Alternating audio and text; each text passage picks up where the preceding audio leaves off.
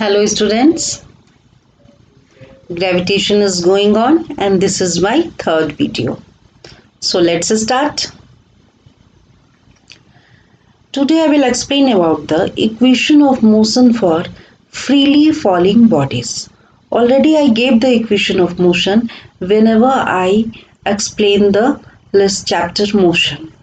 Here the same equation slightly different, but here the thing is कि object are falling. ठीक है, जब कोई ऑब्जेक्ट ऊपर से गिर रहा है, ड्रॉप हो रहा है, फॉल कर रहा है, या you throw the object upward, तुम या तो उसे ऊपर की ओर फेंक रहे हो, थ्रो कर रहे हो, इन that case which equation you have to apply it. So let's see.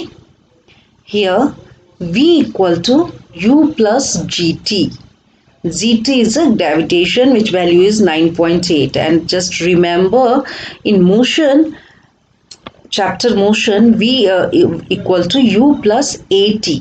So at the place of a we are going to write g when the object are freely falling. जब कोई object ऊपर से नीचे गिर रहा है, then we replace the a and at the place of a we write g, right?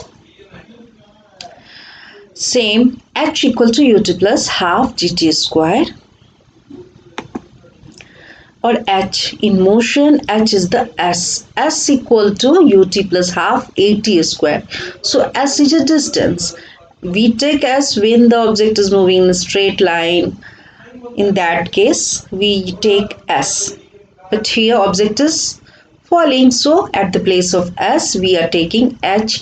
H means height. And the third and the last equation, v square equal to u square plus 2gh. Is it? So whenever you are going to solve the numericals, only you have to apply this three equation. Now something important which you have to learn. ये तुम्हें क्या है, learn करना पड़ेगा. 1 minute. ये learn करोगे तभी तुम न्यूमेरिकल्स बना पाओगे. ठीक है. सो फर्स्ट क्या है, when a body is falling vertically downwards, जब कोई भी ऑब्जेक्ट ऊपर से नीचे की ओर गिर रहा है, its velocity is increasing, so the acceleration due to gravity is taken as a positive. Is it? Whenever just you have to read the question carefully और देखने की क्वेश्चन में क्या कह रहा है. तो object is falling vertically downward, object नीचे की ओर गिर रहा है, तब तुम्हें जी क्या लेना है, you have to take positive. वो जो तीन इक्वेशन है ना, अभी तो just after reading the question you have to decide कि out of three equation which equation is applicable for that given question, और उसके बाद तुम्हें डिसाइड करनी है कि हाँ object is falling vertically downwards, तो हमें जी को पॉजिटिव लेना है. When next, when a body is thrown vertically upwards, जब हम किसी ऑब्जेक्ट को ऊपर की ओर थ्रो करते हैं, इट्स वेलोसिटी इज डिक्रीजिंग, तो इसका वेलोसिटी क्या होता है, डिक्रीज करता है. So keep it in your mind. ऐसा ये नेचुरली भी तुम सोच सकते हो कि जब ऑब्जेक्ट को हम ऊपर से नीचे गिराते हैं तो उसकी वेलोसिटी क्या होती है, बढ़ती है. जब नीचे से तुम ऊपर बॉल को, just do the practically, think practically, जब हम बॉल को घर में ही सही तुम नीचे से फेंको, ऊपर ग्राउंड में अगर खड़े होके बॉल को थ्रो करो, तो इनिशियली क्या होगा, बहुत तेज जाएगा, फिर ऊपर जाने के बाद उसका क्या होता है, वेलोसिटी धीरे धीरे कम होने लगती है ना वो, और एक सम सर्टेन हाइट के बाद वो फिर से नीचे गिरने लगता है. तो in that case g should be a negative. G तुम्हारा क्या होगा, नेगेटिव होगा. तो ये ड्यूरिंग सॉल्व द न्यूमेरिकल्स तुम्हें याद रखनी है कि whenever you have to take the g positive and whenever you have to take the g negative. तो जब नीचे गिरेगा तो जी पॉजिटिव, और जब when you throw the object और ball whatever vertically upwards, in that case you have to take the g as a negative. Okay. The third, when a body is dropped freely from a height, किसी भी height से कोई object गिर रहा है, its initial velocity u is 0. उसका velocity क्या होगा, इनिशियल. यू नो कि u और v हमने दो दिया है. सपोज दिस फॉर्मूला अगर ये अप्लाइड हो रहा है तो यहाँ पे u स्क्वायर यानी कि इनिशियल वेलोसिटी 0 होगा, और v तो वो सम स्पीड इज गिवन कि हाँ इस वेलोसिटी से कोई भी ऑब्जेक्ट नीचे गिर रहा है. ठीक है.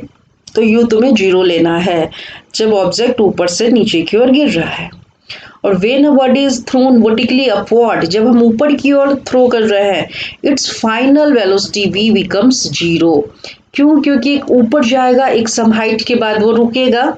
तुमने फेंका नीचे से 4th फ्लोर पे बॉल, तो 4th फ्लोर पे इनिशियली जो तुमने बॉल फेंकी वो तो इनिशियल वेलोसिटी है, वो किसी स्पीड से तो तुमने फेंका होगा 4 मीटर पर second, 3 metre something, it is given in the question. और जब वो अपनी हाइट पे पहुंच जाता है then its velocity becomes 0, so final velocity will be 0 in this case.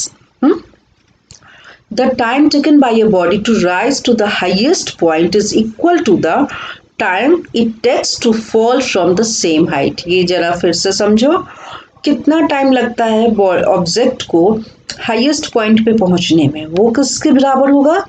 The time it takes to fall from the same height. फिर उस ऑब्जेक्ट को ऊपर से नीचे आने में भी जितना टाइम लगेगा दोनों बराबर होंगे। ठीक है, तो मेन तुमको ये याद रखनी है कि ऑब्जेक्ट नीचे गिर रहा है तो हमारा जी क्या होगा? पॉजिटिव होगा। ऊपर फेंकेंगे तो जी नेगेटिव होगा। जब वो ऊपर से नीचे गिर रहा है तो इनिशियल वेलोसिटी 0 होगा, और जब नीचे से ऊपर you throw the upward vertically direction then final velocity becomes 0। अगर ये 4 things you keep it in your mind, then very easily you can solve the numericals. Now the next topic is mass. Mass क्या है? Mass of a body is the quantity of a matter contained in it. जैसे rice है suppose तुम्हारे पास, तो हम क्या कहते हैं? हाँ ये 4 kg है, ये 2 kg है, मीन्स राइस का क्या अमाउंट है। नेक्स्ट, मास क्या है? स्केलर क्वांटिटी है, मीन्स डायरेक्शन नहीं रहता है। मास हैज ओनली मैग्नीट्यूड, कि हाँ ये तुम्हारा क्या है, सपोज दाल है, सपोज एनीथिंग, पोटैटो, ऑनियन, कुछ भी, तो ओनली आई एम टेलिंग कि यार 3 kg, 2 kg, 5 kg, so it is a scalar quantity because direction is not given. The SI unit of mass is kilogram. The mass of a body is constant and does not change from place to place. So very important thing, mass जो होता है वो constant होता है और इसकी जो value है वो चेंज नहीं होती है टाइम देके कि हाँ ठीक है अर्थ के सेंटर पे ये 5 kg रहेगा और जब ये मून पे जाएगा तो 4 kg हो जाएगा। ऐसा नहीं होगा। अगर अर्थ पे 5 kg है तो ये मून पे भी 5 kg रहेगा। So mass is a constant and does not change from place to place. The mass of a body cannot be zero. कोई भी ऑब्जेक्ट का मास जीरो नहीं हो सकता, कुछ ना कुछ तो होगा। नेक्स्ट टर्म है वेट। जनरली इन एग्जाम ये क्वेश्चंस आते हैं, वो write the difference between mass and weight. So both are the important topic. Weight क्या है? The weight of a body is the force with which it is attracted towards the center of the earth. Clear है? Wait क्या है? एक force है जिस force से वो ऑब्जेक्ट अर्थ की ओर अट्रैक्ट होता है। समझा?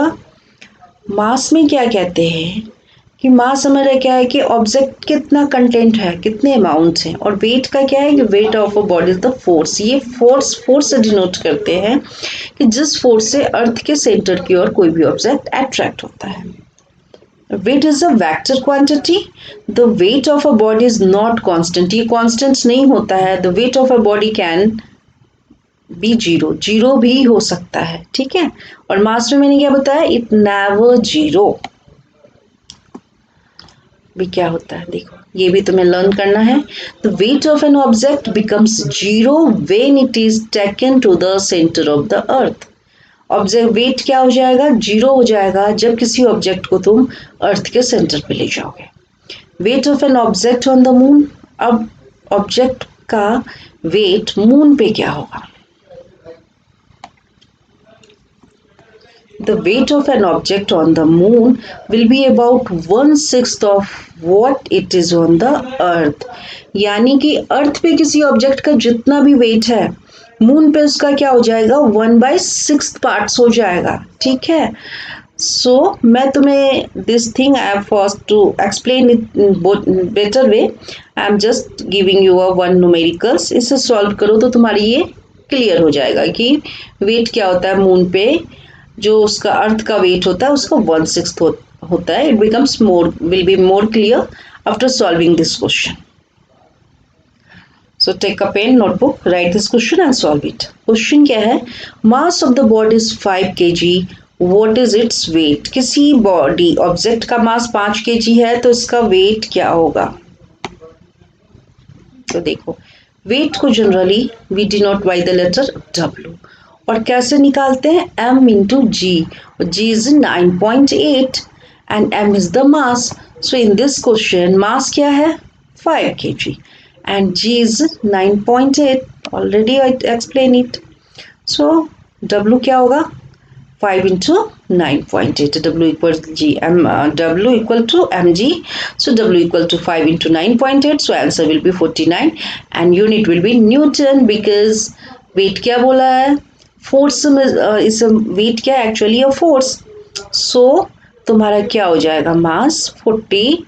वेट क्या होगा? 49 न्यूटन होगा. Is it clear? I hope very clear to all of you. When you have to calculate the weight you applied the for and mass is given only, then you write weight equal to mg. So today I stop this topic. In next video I will explain about the thrust and pressure. Next video में मैं इसे explain करूंगी. अभी इतना बता दूं, the effect of a force depends on the area of the object on which it acts. Force किस पे डिपेंड करता है? किस एरिया पे वो काम कर रहा है. Okay, so students, you watch my video, comment on it, share, like and watch this video 2-3 times because during the online class I will ask the question every students, so be careful. Okay, thank you.